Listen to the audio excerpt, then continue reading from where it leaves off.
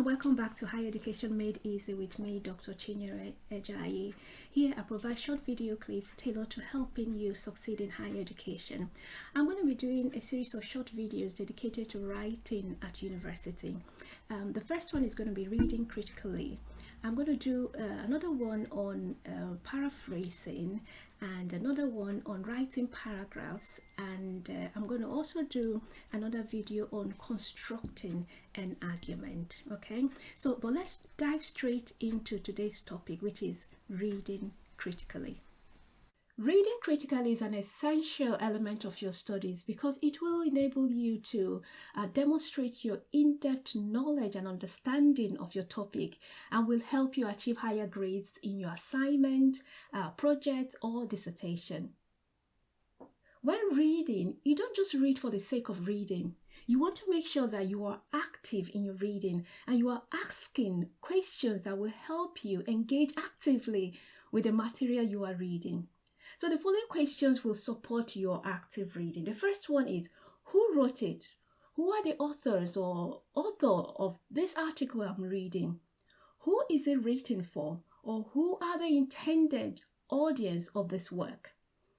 When was it written?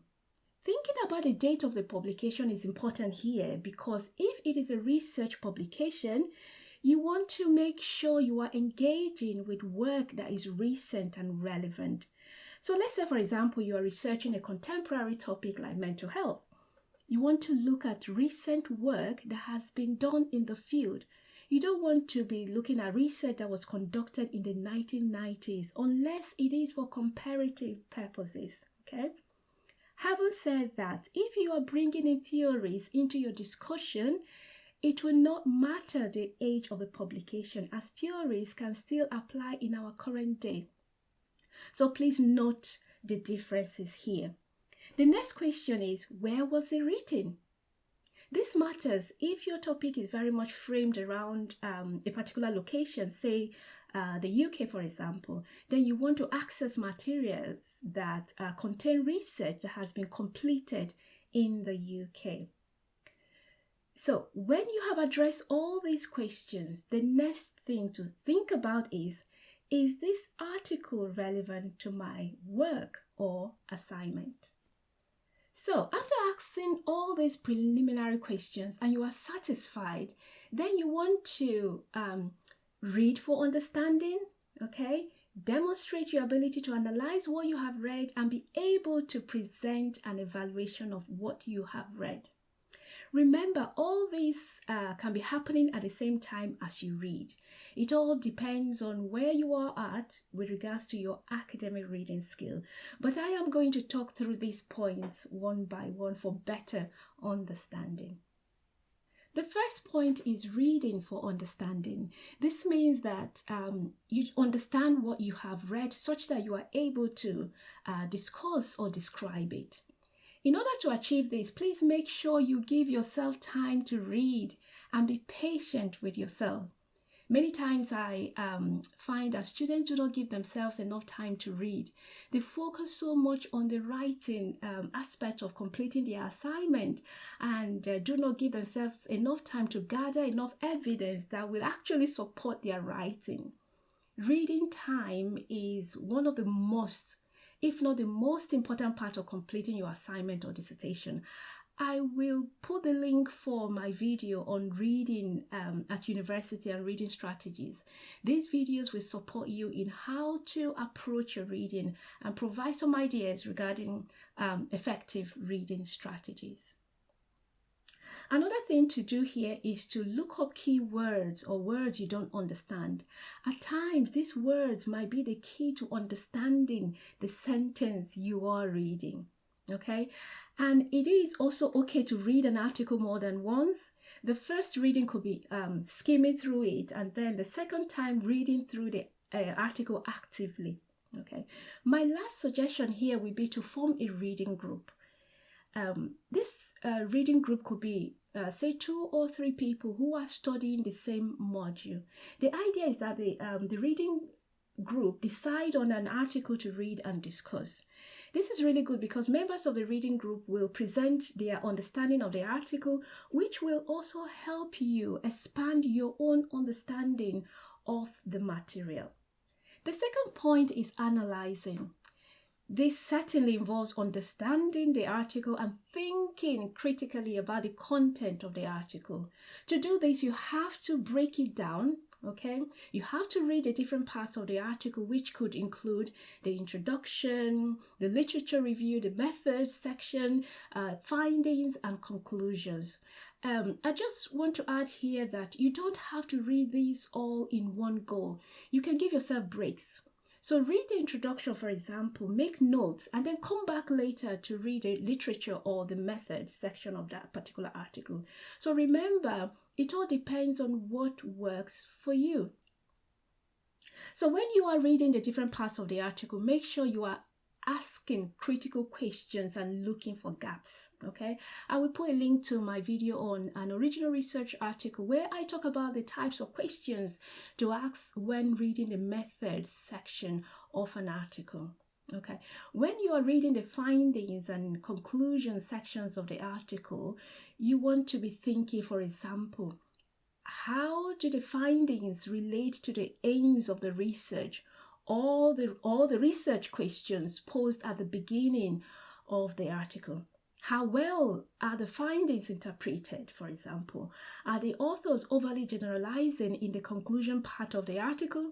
Did the author or the authors fail to acknowledge and explain the limitations of the study? Also, apart from examining the gaps and limitations, you want to think about the strengths of this paper you're reading. What is good and excellent about this paper?